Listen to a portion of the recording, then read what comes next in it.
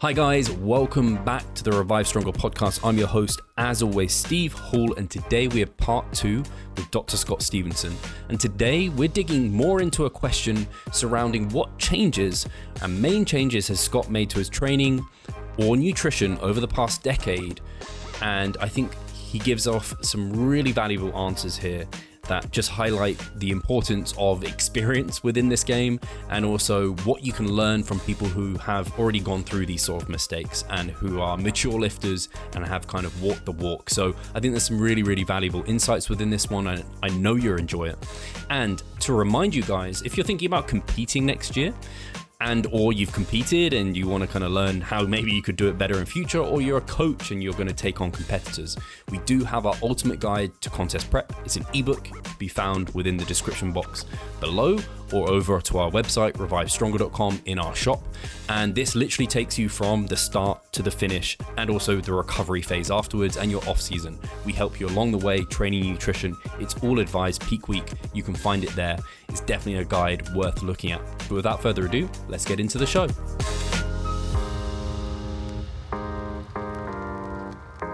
You know, what's behind these notions that have been around for decades that hadn't been tested. And that's awesome. It's great you brought up Brad, because as soon as you were talking me through this, I was thinking of Brad because he so often brings it back to, he always tells people the limitations of science essentially is what he's a scientist, but he's not like a scientist till I die. It's not like he's like, this is the only way you can do things or something like this. He's like you said, it gives you the kind of the direction to head, and then you got to go down there and find your road to Rome, and find your direction and where you need to go. And talking about this, I'd be interested to know what you're looking at when trying to figure out what works for you, because I can talk about some things, at least within the gym, that I found to be helpful.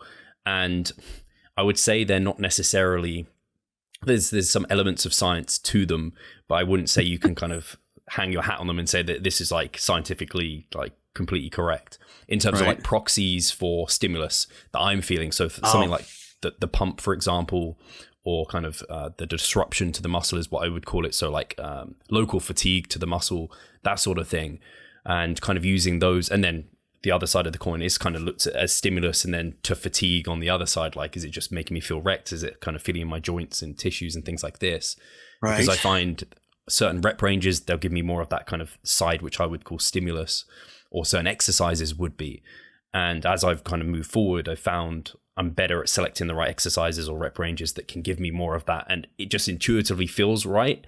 And the muscle growth is so slow. So to have like, they're my short-term proxies, and longer term, I guess I'm looking at, okay, how am I changing physically? But then there's so many other confounding variables going on that I kind of can make it a bit harder to identify. So I guess there's a 2-part question for you there, Scott, in terms of what do you think people should look at to kind of individualize their training to get that hypertrophic response, and what do you think of those kind of shorter term proxies for trying to kind of pass that out? Yeah, there's a lot there, Steve. So the thing that is interesting, and it fits kind of with this Mount St. hypertrophy idea, is there hasn't been, although, and I've mentioned this several times, hoping eventually kind of maybe be heard. I may even do some of this with Chris Bearcat. I think, you know, Chris. Yeah.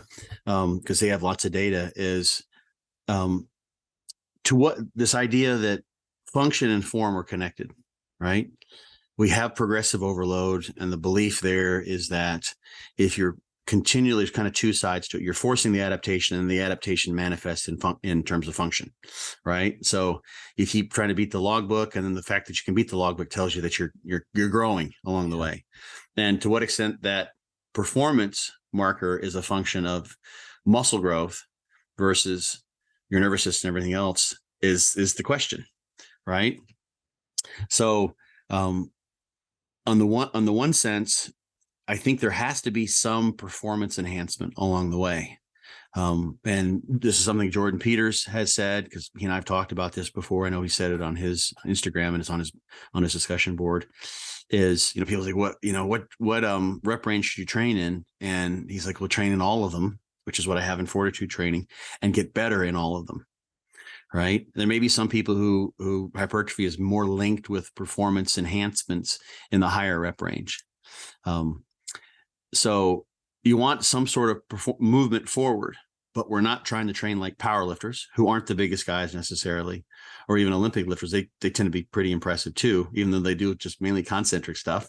They do a lot of squats and things along the way, just that probably contributes. But so you want some form of progression in terms of long term. I think it's almost undeniable.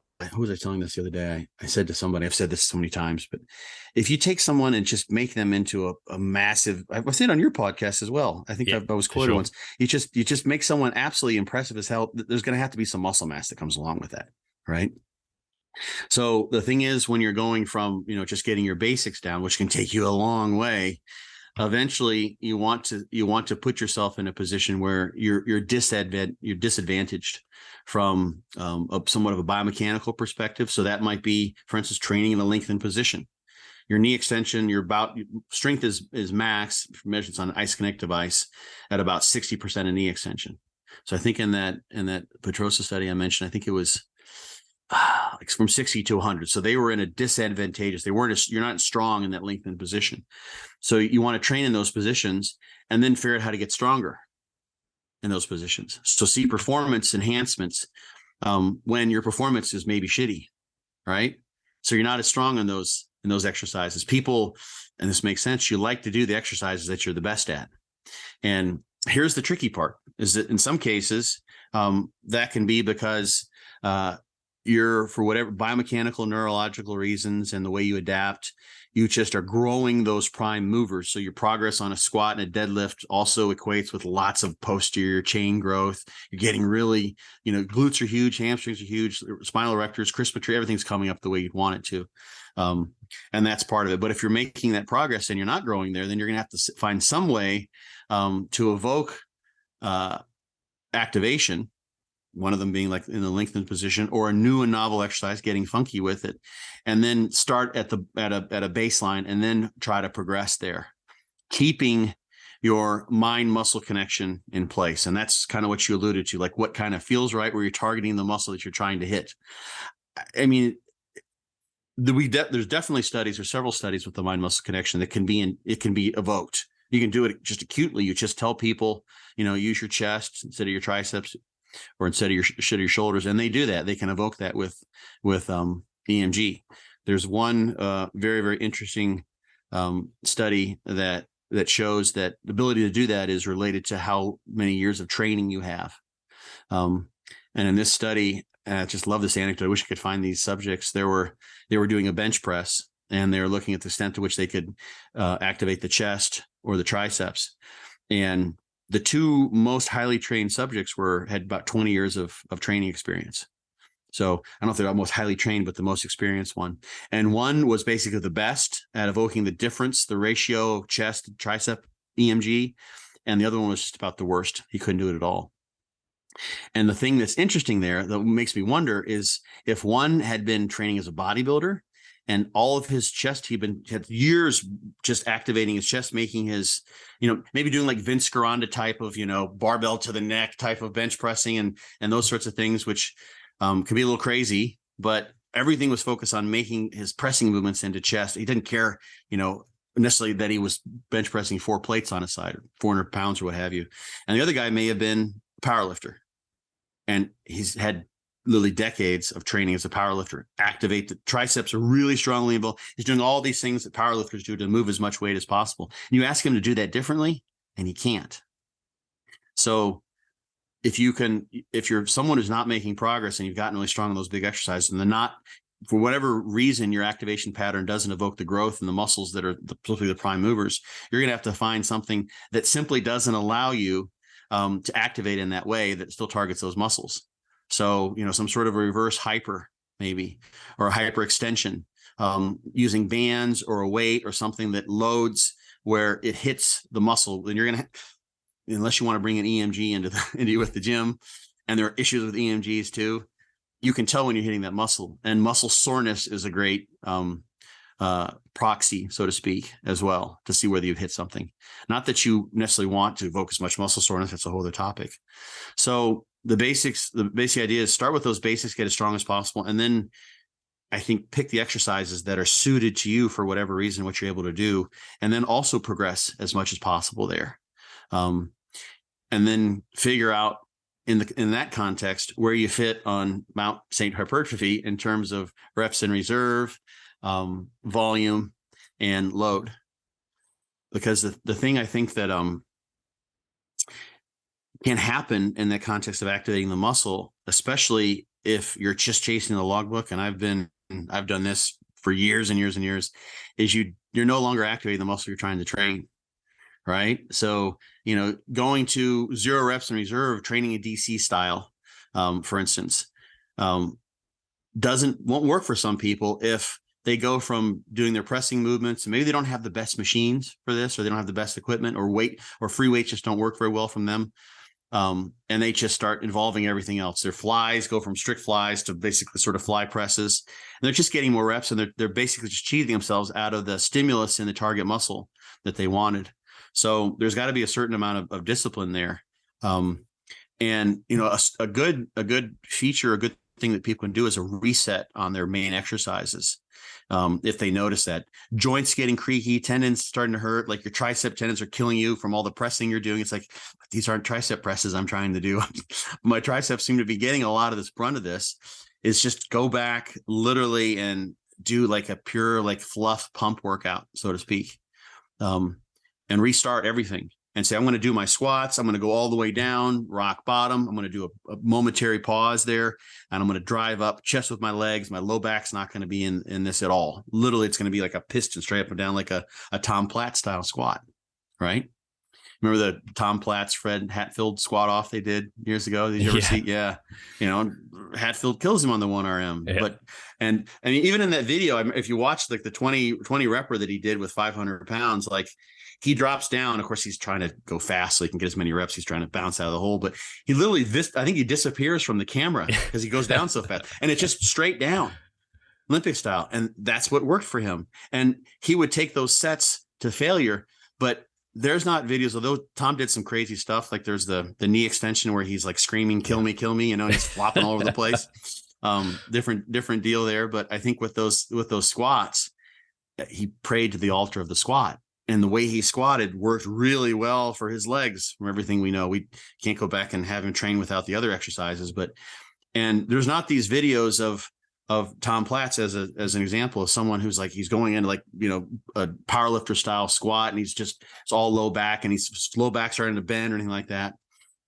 He's squatting with really good form. So you'll have to just maybe suck up your ego sometimes and find those exercises where you're not strong, where you're not that impressive. Ken Jackson was someone who John trained. And I mentioned him too in this context. He's the best example that I can think of. And Ken was basically as strong as Ronnie Coleman on pressing movements. He was just insane. Literally, he's pressing 200-pound dumbbells, almost as many reps as Ronnie. He wasn't as big as Ronnie, but his pressing power was just off the charts. But chest was a weak muscle group for him. And he had to start doing things like arms fully extended, really deep pec flies, and externally rotating to take the anterior delt out of the movement, those sorts of things, to make sure that his pec was disadvantageous, to get funky with, as Zante said. I'm repeating myself intentionally so these things will resonate with them. And that's what he had to do. He had to work around his biomechanical and neurological strengths and his muscular strengths in the compound movements, and do some isolation things and get funky with it. So, and then you can progress from there. And it's okay every once in a while to just like push a little bit. I think effort is super duper important. And if you get a little sloppy every once in a while, then you note that in your logbook and say, okay, the last couple of reps were kind of bad. What I would usually do in my convention in my logbook would be 10 plus 2. Like I did 10 that were solid, and the last 2, I kind of did them because I was a little overamped, and I'm not going to count those. So next time I want to get 11 good ones, and that's progress. Fewer reps total, but I did 11 good ones.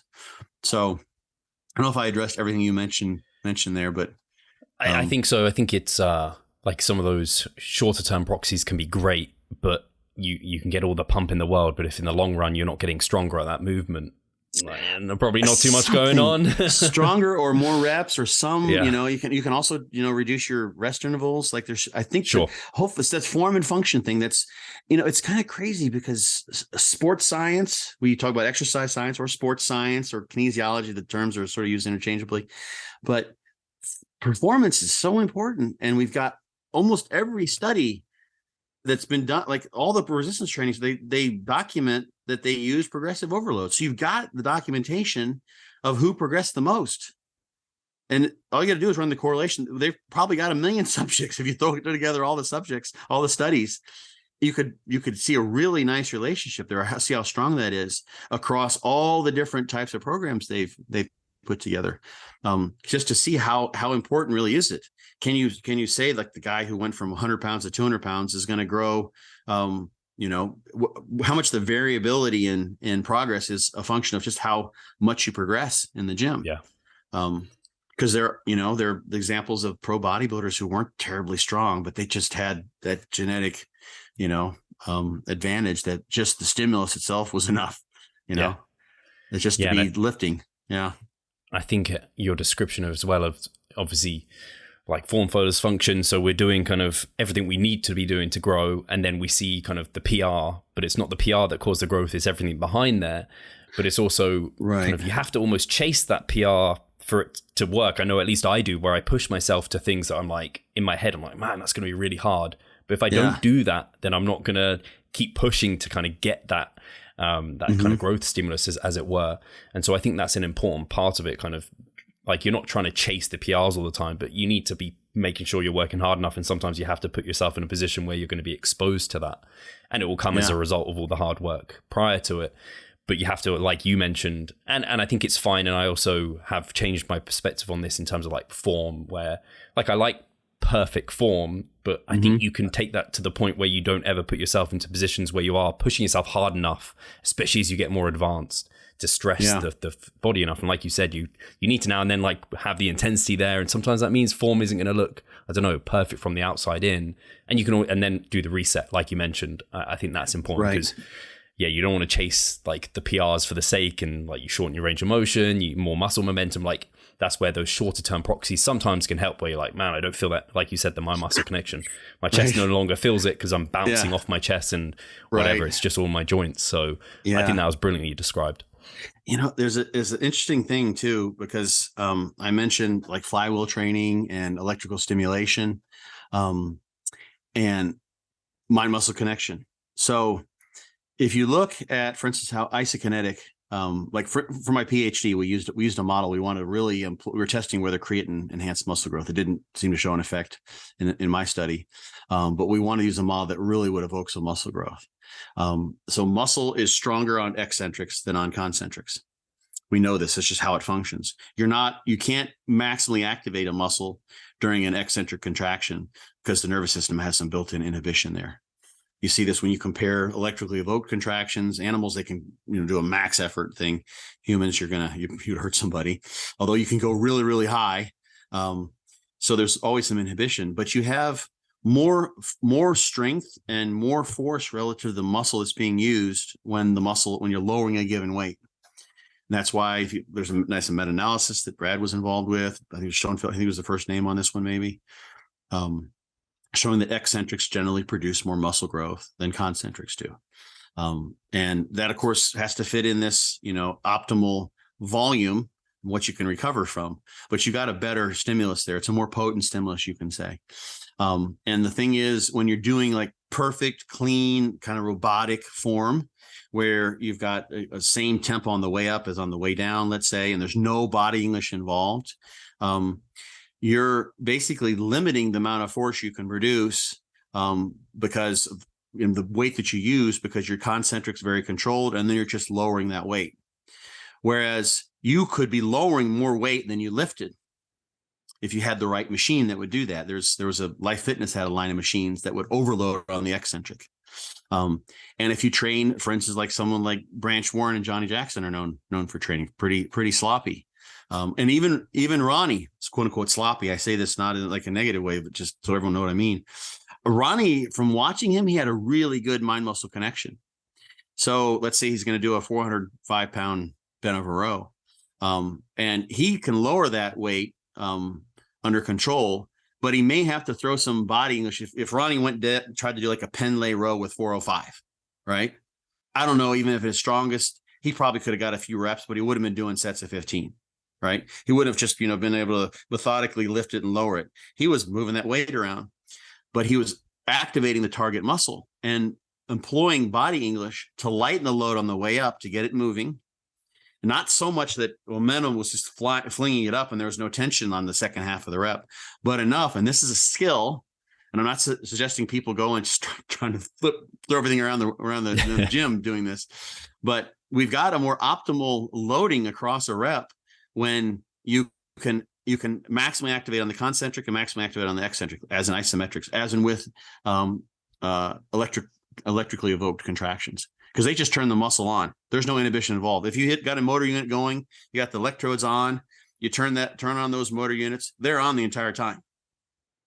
You do the model that we used in my dissertation. People can look up my dissertation, Stevenson and Dudley, or we published the research. Ruther, R-U-T-H-E-R, is the original study we kind of based it off of.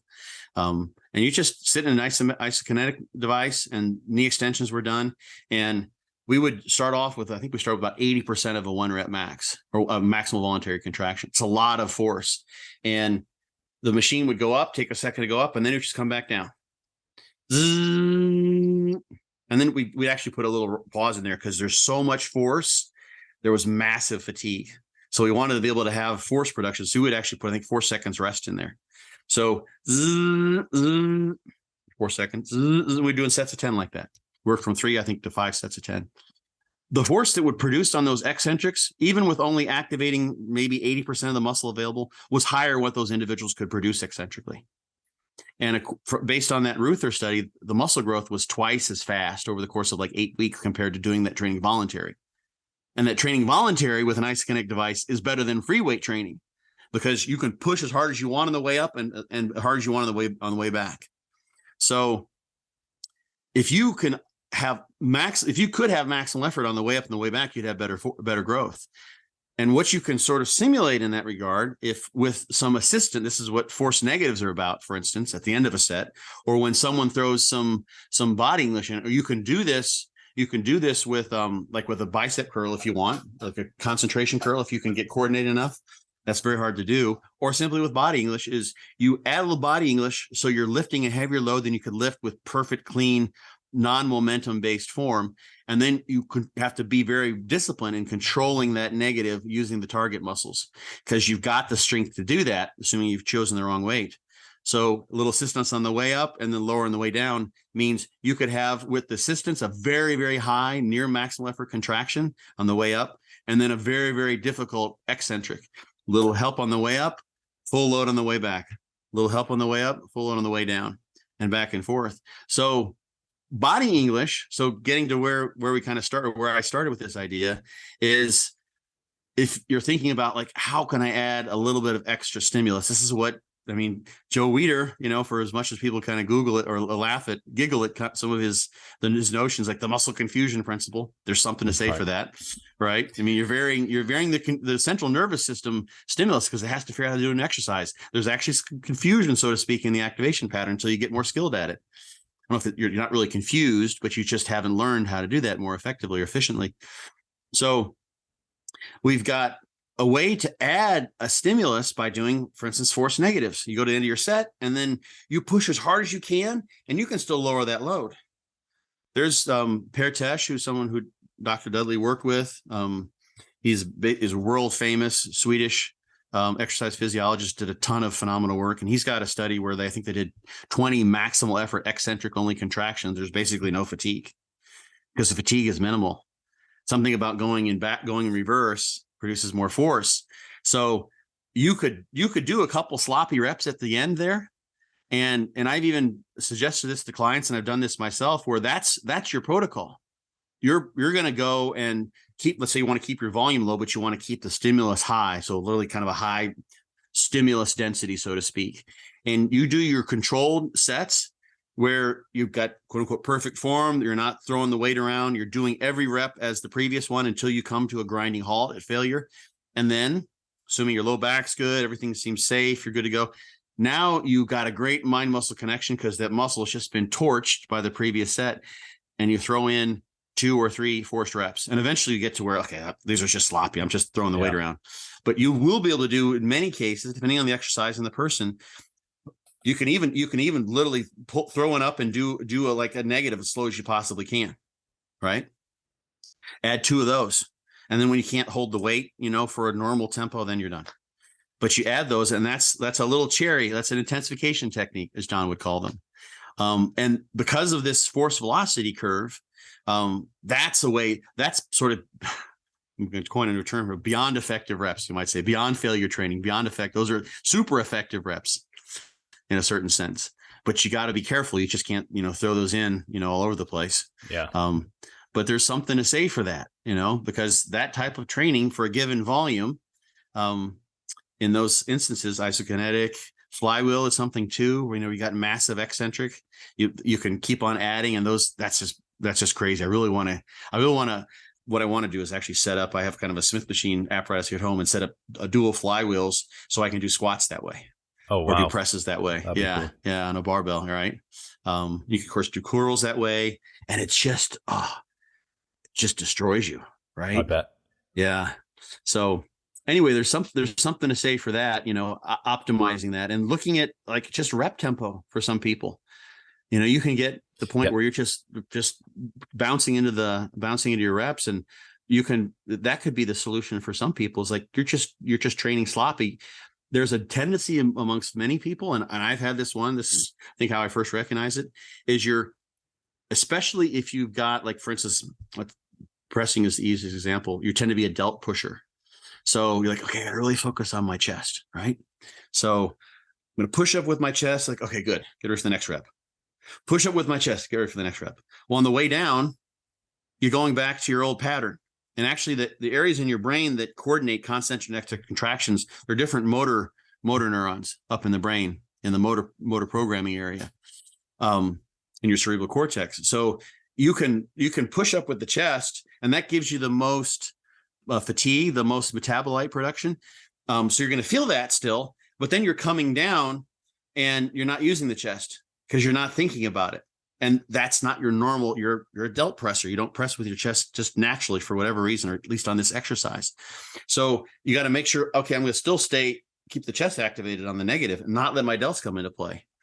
What that does too, because our brains are very smart, they want to avoid fatigue, is you don't fatigue much on the eccentrics, but you do, if you push up with your chest, let's say somehow you could almost shut your pecs off and then let the delts and triceps lower the weight, you just gave your pecs a rest. So you're going to get more reps that way. You can actually, I've caught myself doing this. It's been many years where I'm like, holy shit, I'm doing negatives with my delts and concentric with my chest. I'm feeling my chest, but and what you can see sometimes when people do that, and hope they can see me, is their elbows will change positions. Yeah. They'll press with the chest like this, and then they'll come down like that. It's more of a tricep based press, and then they'll come like this. And beginners do that all the time. You see, like the wobbly elbow thing. You've probably seen that when people are pressing, and I think that's what they're doing. That's my best guess. I have no EMG data, but that makes sense because we know that elbows tucked is a more tricep based pressing position. So yeah, there's all sorts of little tricks that and I think the question you kind of got at was like with my program, but with clients is I just try to go and explore that landscape of what they've done and what's worked, and don't throw out the baby with the bathwater, or then try to think about what haven't they done, lengthened, positioned, those sorts of things, putting the muscle in a disadvantageous position. What are the things that they haven't tended to, they may have missed, they knew and they just didn't try. It's easier when you're not that person from a third person perspective, as as a coach, to say, oh yeah, well, this is it, right? Like if it were you'd never have figured it out. You're like, how could I not have known that? Like, yeah, that's pretty obvious. Hello. I was just telling somebody else. I was just telling one of my own clients the same thing. Thank you for telling me what I already knew, which is a lot of what coaches do, I think, in many cases. Do you not see the progress you would like? Are you sick of writing your own programs? Or perhaps you need some accountability in order to stick with a plan? Then it's time to start working with us. We at Revive Stronger offer a truly personalized coaching service. You'll get more than just an email with some macros or random cookie cutter program. With Revive Stronger, you will be the center of our attention. You will receive your own fully individualized training protocol alongside a customized nutritional strategy. We created the coaching around your needs, wants, personal preferences, and your own unique lifestyle. Every single week, we delve into your program in order to make appropriate adjustments so that we get the most out of your time and the best possible outcome. We help both female and male athletes to seriously change their body composition by adding more muscle mass and decreasing fat tissue. No matter if you're a competitive bodybuilder or just want to look better, if you need help with your progress and taking your physique to the next level, our coaching is for you. It's time to make a change. Sign up today and let's revive stronger.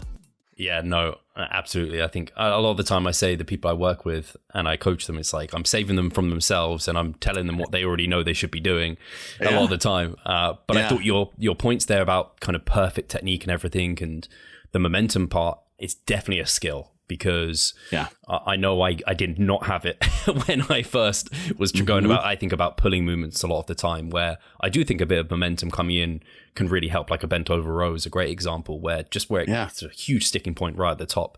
Just use some kind of muscle driven momentum almost, not just swinging, and then control it down.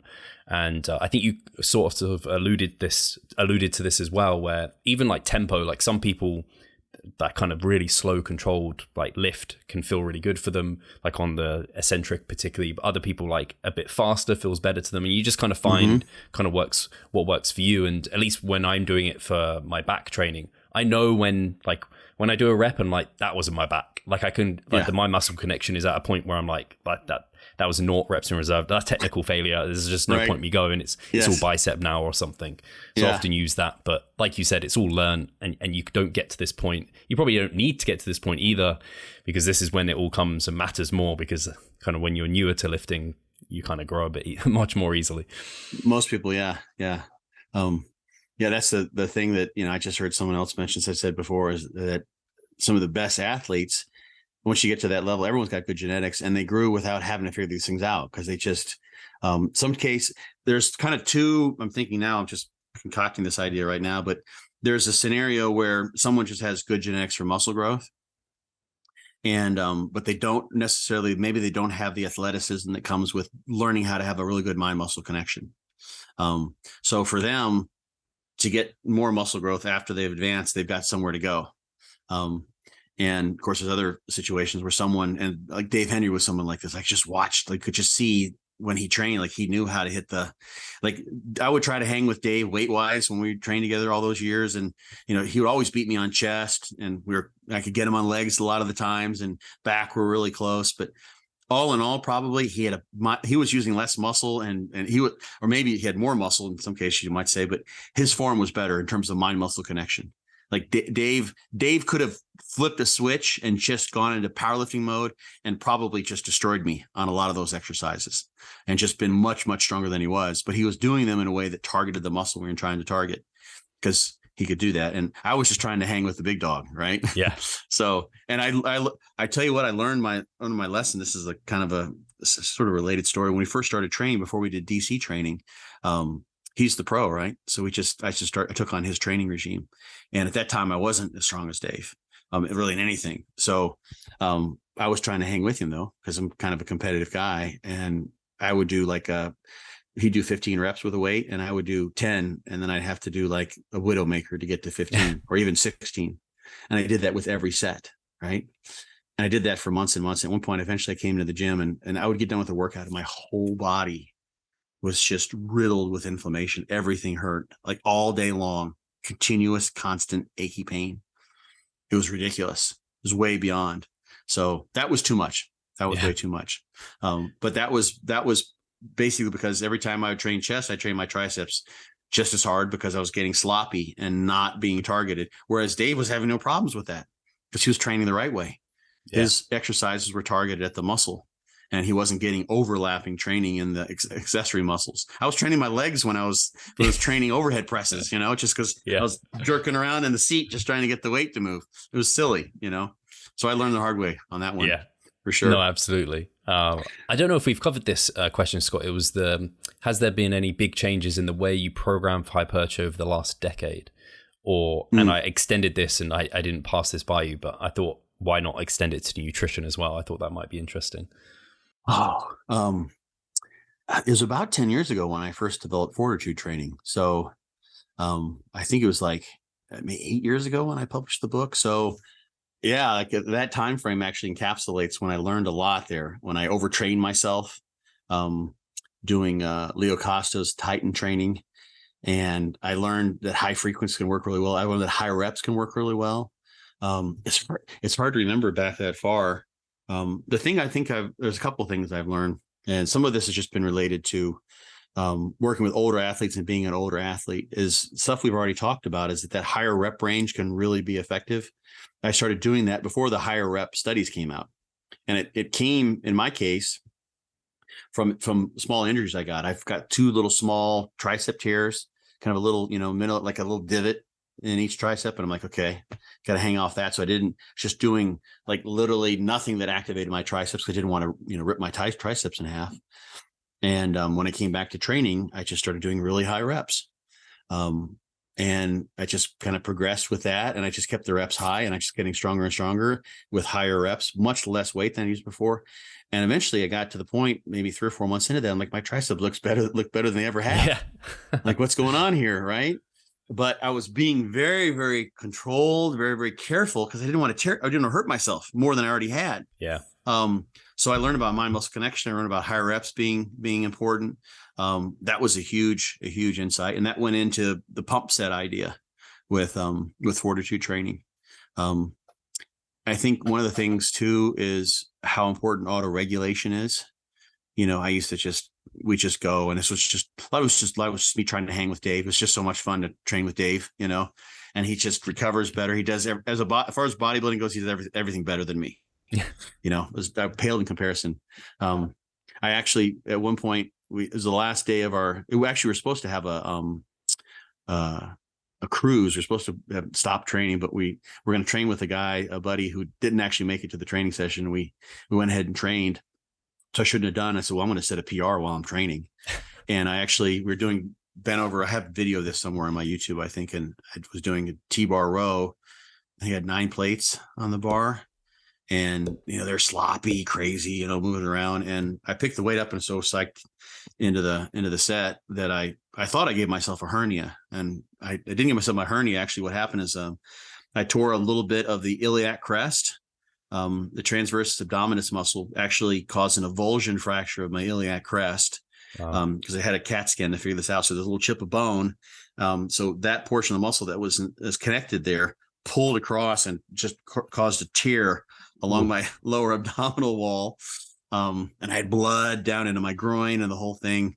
It was pretty nasty. But that was the type of thing where, like, now, like, there's absolutely no reason to train today. Like, you got so much functional overreaching that can be had. Just go relax, don't do that. Like, that's just silly.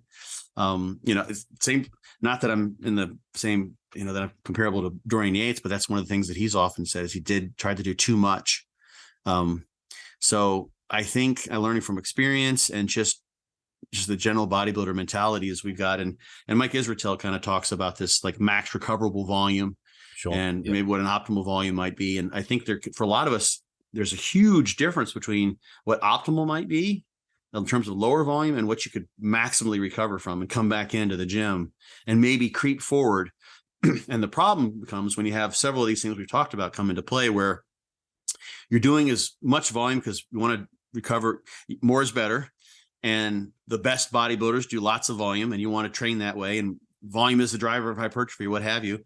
And you're making progress because you're slipping in a little bit of body English when you're not intending. It's not an intentional add-on, and you're doing things like activating accessory muscles more or what have you, and you're still making progress. And the entire time, in this case, you basically fooled yourself into believing that you're going forward in a way that maybe you are to some degree, but your volume is so high and your stimulus is so high, and you're not aware of how overdone it is. You're still recovering. You're still coming in, and maybe you're just barely inching forward a rep or two here, right?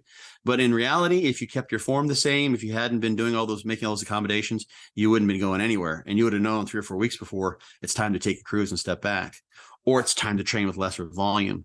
So I've kind of come to realize is that, and I think this is one of the reasons why DC training works so well for so many people. And I saw like literally a video review. Max Matzen did the view and is in German on Dorian Yates training, and Justin, who's one of his clients, he also has a YouTube video. There's like, I just can't believe he got away with that little volume, you know. And they didn't even think he trained that hard. You know, like I've seen people train harder, but he found what worked for him, you know. Yeah. And with DC training, I think a lot of people, you can train more and you can keep on coming back and doing that because your mind is stronger than your body, and you can figure out ways to make the logbook move forward. But your more optimal volume might be half, might be very, very low, relatively speaking, like what Dorian was doing and what a lot of people have made tremendous progress on with DC training. And this is why I have the lowest volume tier in fortitude training, being very, very little. It's not like this, you know, 8 sets a week or whatever, you know. You can't, at least the way that I like to train, you're not going to be able to train and do 8 sets. I couldn't do 8 sets of squats a week, two sets of 4 sets of squat to failure the way I train. No, not a way. And I'm an old fart now too, but that wouldn't work. So I think people like overestimate how much they can get away with, because they can get away with it versus how much would be more optimal. And this is why DC training, where I think this is what happened with people who came to Mike Mentzer back in the day. Yeah. He would take people who are doing way too much, and they were just getting the functional overreaching from the excess volume that they were doing. So yeah, starting at the lid list and getting, I think that from nothing to optimal is maybe even shorter than from optimal to maximal recoverable, so to speak. And it's hard to know. That's your own personal amount, saying hypertrophy, but you know, the depth of the landscape in terms of the volume component, given all the other things being equal, is much wider, I think, than what people relatively recognize. So that's one thing I wish I could, even with the DC training that we did, I wish I could have maybe not pushed the blast so hard. Some of it was just hanging with Dave. Dave was the main character during those days, and I was just lucky to be training with Dave.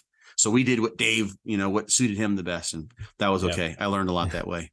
But then when I created fortitude training based on the things that seemed work better for me, and I made some progress when that happened too. So those are some things that occur to me. I think that makes a lot of sense, everything you were kind of describing there. And I'm always interested. I'm normally a solo trainer, so I don't get to train with people very often. But I recently got to train with Mike Chalice, who's our physio and coach, and Pascal as well. We don't regularly train together.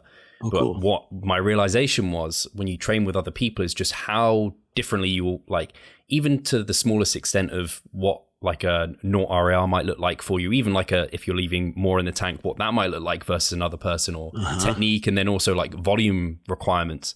Like all three of us, like we're incredibly similar in terms of age, in terms of even time in the gym and training, but all of us, there was kind of distinct differences in those things to get the best stimulus for us. So that auto-regulation component and individualizing to you, I think that's so well said.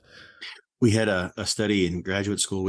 I've talked about some other aspects of this. It was a big muscle soreness study. It's a crazy study for various reasons, but we had like 80, maybe 100 students that came in, people who are associated with the university, and they're varying ages, but most of them were in their 20s. And we tried to match them because we had to run them through in giant groups, and we're doing negative leg presses, basically. So it's, you know, put a certain weight on there. We just based it on body weight. No one was a resistance exercise trained because we don't have any protective effect in play. And so we took people the same body weight, and as much as we possibly could, we looked at their activity. It's okay if they're a runner, you know, some other form of just not resistance exercise. So, and we grouped them into, I think, groups of 3 or maybe 4. I can't recall now. And we'd run them through the ringer. So we put 400 pounds, people are rated roughly 200 pounds. They get 400 pounds in the leg press, whatever it is that we used. And we had these 2 guys that were in the same group. And this was at University of Georgia. These guys were the same age. They actually both, like, literally there's about a 3-mile run called the Loop. They both literally ran the Loop 5 times a week. In fact, they knew each other. They recognized each other because they see each other running, you know. They didn't they just waved, they just recognized the other person because they're always doing the same time, roughly. Everything was identical on paper. And so we ran through the ringer. We started the study, and they had to come back 2 days later to get tested in terms of muscle soreness and strength and everything else. And the one guy comes back, and we set him up like, one at a time. He comes back and he's like, well, how you doing? And he tested, he's like, I'm good. Like, I know I'm not supposed to, because it's okay if I go running today. And this is when the soreness is going to be highest. We're like, no, just hold off. We'll wait till Friday. We need to get a couple of these measurements in, after this weekend, you can run all you want. It's like, okay, all right. I feel pretty good though. It's like, okay, I can do that. No problem. I just wondered. And he was cool with it. And then the next guy who was in his group was late. And he showed up he's like 45 minutes late, and was looking for him. And literally someone had to help him into the lab. He got back from the inside, and we had a couch that was set up in there, and he was fucked. He could barely walk. He literally goes to sit down on the couch. He's like, you mind if I sit down? Like, no problem. We'll just do it wherever you are. Felt so bad. And he literally he kept his legs straight because he didn't want to bend his quads. He didn't want to bend his legs. And he literally just fell. He literally fell back and caught himself on the thing. He was trashed. He was like 90% of his strength was lost. He could barely do a knee extension just with his foot, with his shoe, much less. And this other guy was like nothing. And on paper, they're exactly the same, so there's that's just one aspect of the initial damage and the inflammatory response and all the things. There's a whole genetic basis to each aspect of the initial injury and the secondary inflammatory response and the remodeling that happens, et cetera. Yeah. That's highly individual, so. Yeah, we did some stuff with older folks. Same thing. The thing that's cool with older folks, and these were all untrained people too, is they just don't complain. They, like in my experience. And there was one guy. He actually was a professor emeritus in the veterinary physiology department, and a super nice guy. And he came in, and we put him down the knee extension, and we said, we'll just warm up with 10 pounds on the knee extension. And we had used like 100 or something like that, that was his 1 rep max. So we did like 8 sets of 8 with his 1 rep max, just negatives, which you can do. All right. He handled it just like everyone else. And she just literally, I think there was no pin in there. She's like, just warm up with that, just to get your knee moving. And he's like, we're like, what? That was his 1 rep max. It was nothing because he could barely extend his own knee. That was how bad we whacked him. Oh, and wow. Other people are like, they're 80%, like hardly anything.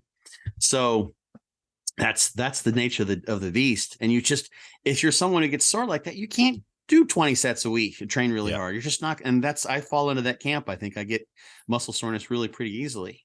And as much as you want to, you're going to have to train more not that's the worst thing. You have to train more like Dorian Yates did, find your optimal, find your spot on the Mount St. Hypertrophy and go from there, and just accept that you can't train like Ronnie, or Brandon Curry or Big Ramy or what have you.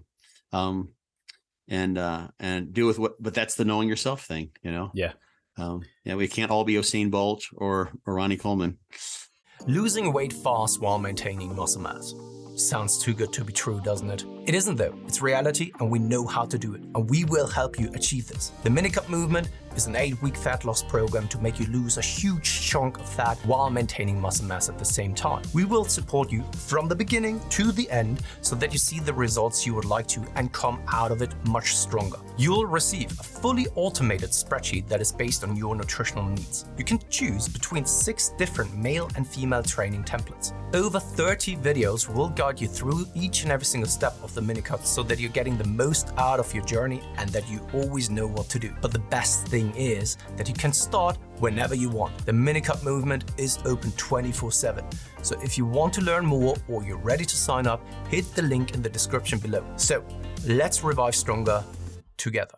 Oh, yeah, no, it's exactly that. Because I think a lot of people do get caught into that trap of, I don't know, they may even just see the research that's like often reported 10 to 20 sets per muscle group per week. And they're like, right, so 20 sets each because more's better. And they try and do 20 sets for everything. It's like, wow, okay. I mean, that's a heck of a lot, especially for like something like legs. And I've been there myself with like quads are something I really want to bring up, but I find I really don't need very much to kind of completely destroy them. And I want to bring them up, so I want to do more, but I'm like, I got to work with what I'm able to recover from, not just plow more there just for the sake. Yeah.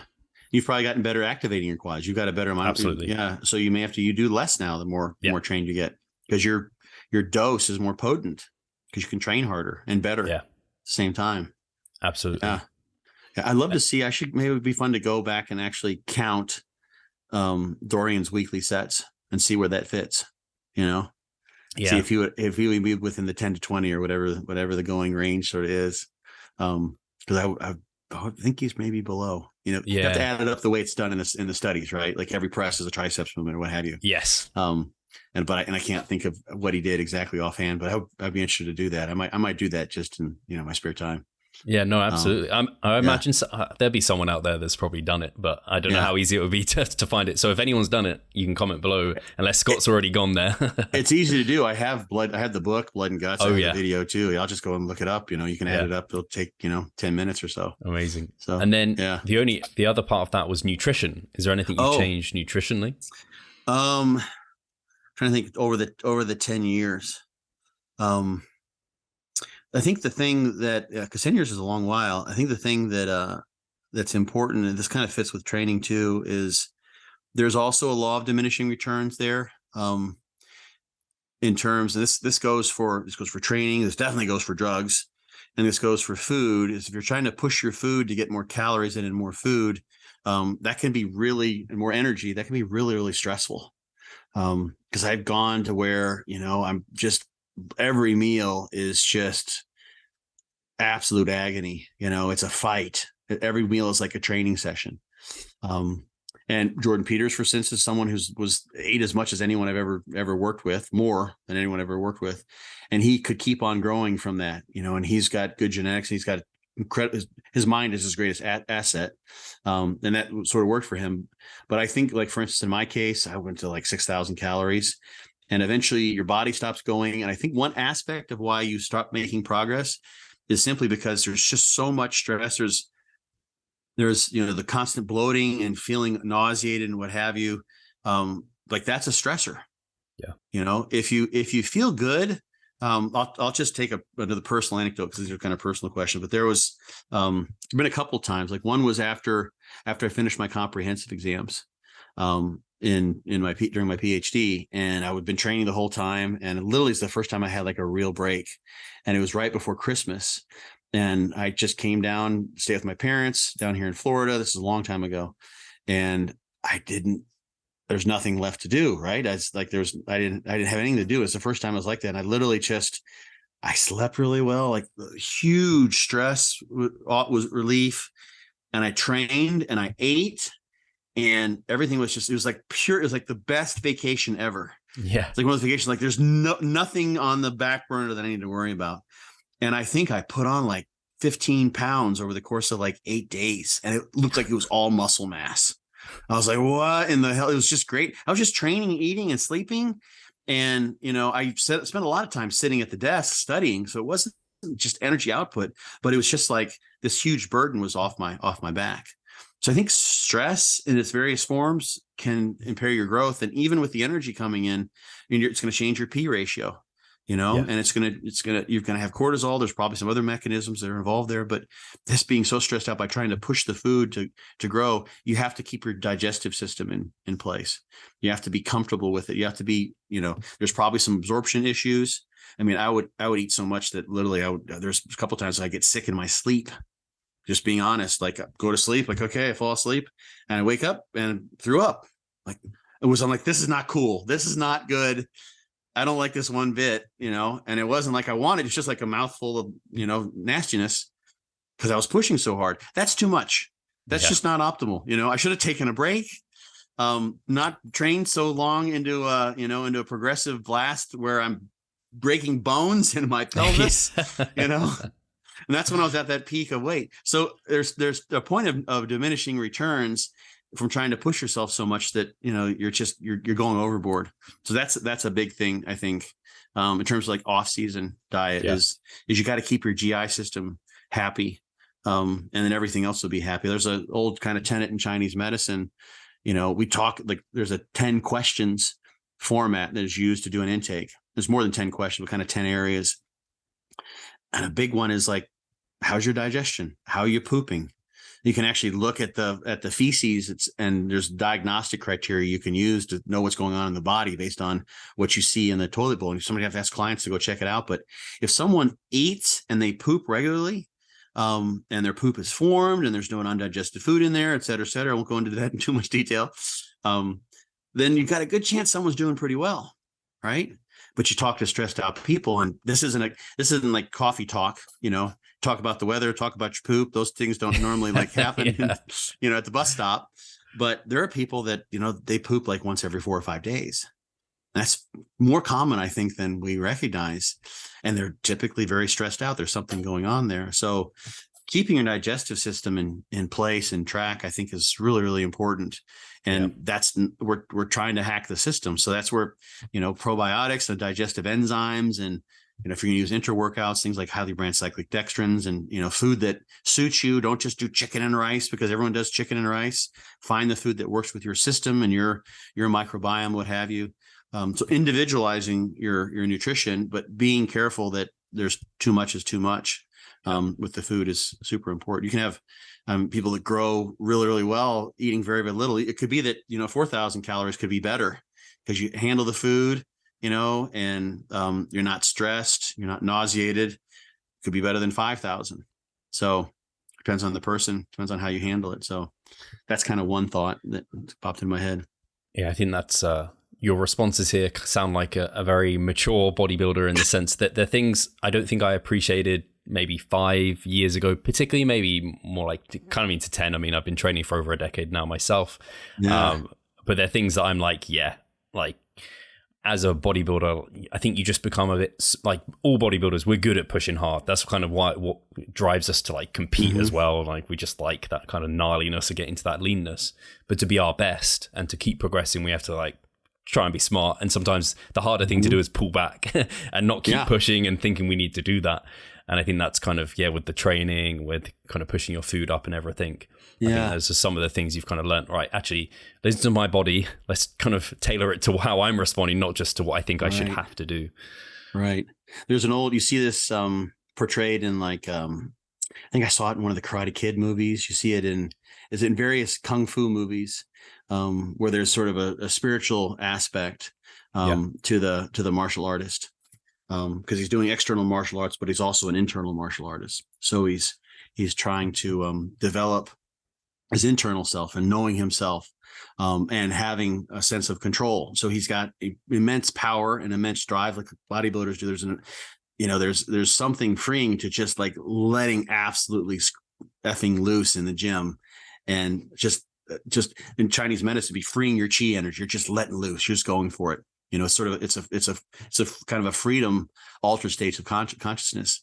But there's also you see this paradigm where someone's, there's the two guys, they've had it out, and they're all the way to the end of the battle. And one guy's clearly won, and the other guy has literally the ability and the time to do the killer punch. And he holds back. Yeah. He has discipline, and he doesn't do that. And that takes more strength than delivering that punch does, because he already knew he could do it. You already know that I can force myself for the next 3 months to put down 6,000 calories of food or whatever. I can do that. My mind is stronger than my body, as I mentioned before. But the more disciplined approach is to step back and say, okay, what's going to work best to try to move myself forward as a bodybuilder in terms of my bodybuilding goals. And that's where, I really think, like that kind of notion can transfer over to the other aspects of our life. Yeah. Especially for bodybuilders who tend to be kind of obsessive compulsive about things. Yeah. There's a survival value in being able to push, but there's also, sort of a spiritual, cultural, personal development value in knowing when to pull back and not constantly. I mean, heck, we just think about it in terms of interpersonal relationships. People, we all like to be right to some degree. Yeah. And sometimes it's the best thing for your relationship with someone to just let them say what they say, even if like everything it tells you like, no, they're not right. It's okay. You don't gotta what people do. You don't gotta go and like start a, never ending argument online about something. It's like, no, we can agree to not agree. Yeah. And that's a more disciplined, that's a stronger approach to take. because you know what you know, and you know what they know, and the conflict serves no purpose. So, you can keep pushing in the gym, you can do these things, but doing so doesn't serve your purpose. So, you don't have to prove anything to yourself, and you're actually displaying greater strength, even though it won't be acknowledged. The greater the effort, the more the reward is kind of what we're looking for, this penultimate delayed gratification at the end of the, that's part of how our kind of brains are wired. Rarely at the end, unless you like win the Mr. Olympia or what have you, it's the anticipation of getting up to the show that really feeds the dopamine into your brain. And once you get there, it's all over. And it's like, okay, it's not quite as good as it was. So just being aware of that and pulling yourself back in those moments when you're trying to evoke that, the expected massive dopamine hit from, I didn't miss a meal and I pushed myself and, did all these things that, in retrospect, I shouldn't have done that. That wasn't the best. I could have been better had I not done those things. I think there's more value in that. And that's one thing that bodybuilding's kind of taught me, is sometimes the stronger move is to pull back than to push forward. Yeah. Yeah. I think that's very well said, Sensei Scott. I call you Sensei. So we pretty much come to the 2-hour mark. I know you need to go get some training in. You've got an appointment. Yeah. So we have some more questions. Obviously, I sent you over, but we'll catch up another time and we can cover those. I want to say a massive thank you again for coming on. It always is a fantastic chat, and I know people are going to really enjoy this. Is there anything you want to let people know? Something new in your world that you have to share with people, or is it the same kind of areas to point them to? And I can make sure I link those all up. Wenn ihr Deutsch redet, mache ich ein Webinar am Donnerstag diese Woche. Wahrscheinlich, das passt nicht. I was going to advertise for my webinar, but this won't be out by the time it'll be over. I was going to say, I don't know what you said, but I imagine it was the seminar. I was going to give a whole spiel on my webinar. Like, it doesn't make any difference, but I do webinars auf Deutsch. So look for those on my Instagram for people who want to check those out. I'm doing some of the things I've done before in English. So those are fun to do. People want to check that out. So fantastic. And I think that's it. This will come out, or you'll have this out before then. In the end of January, this is also on my Instagram. I think I'll have to put another post up. There's a seminar, Physique Enhancement Collective. This is the 8th one they've done. It's Jeff Black. Alan Aragon's going to actually be there at this one. Many people probably know Alan. Yep. This is in Tampa, end of January. There's going to be a nice crew of people talking, and I'll be one of them. So if people are in the US, in the Florida area, end of January, that'll be happening. Awesome. Yeah, this will be out before then. So cool. I know we have plenty of Florida listeners, so they can go and enjoy that. And yeah, again, thank you, Scott, for taking the time and coming on. I'll make sure your Instagram, everything's linked below, so people can go be checking that out and keep up to date with everything. And we'll catch you soon, guys. Thanks for listening. Cool. Thanks, brother. Thank you.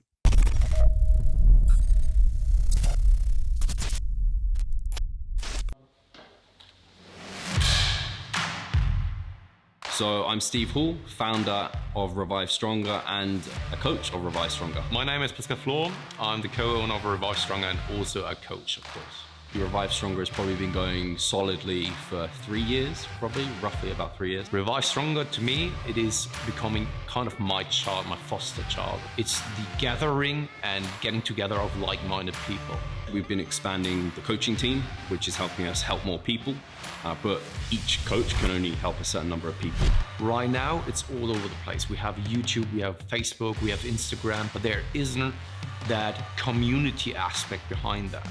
And so the next step for us is developing a membership site.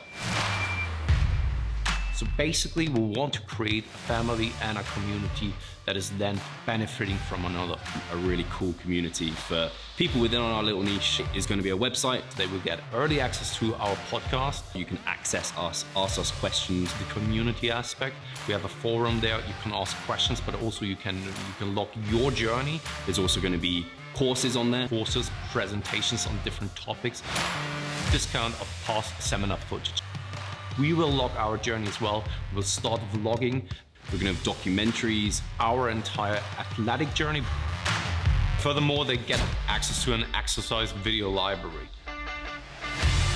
The exercises that we love for hypertrophy and maximizing hypertrophy, we're going to go through those in depth, telling you how to execute them. We kept them concise and also mobile friendly so that you can watch them in between your sets. I'm super excited to grow this community. The amount of value that we're going to be delivering is huge, and I'd love you to be part of it. You will get so much out of that. I'll see you inside.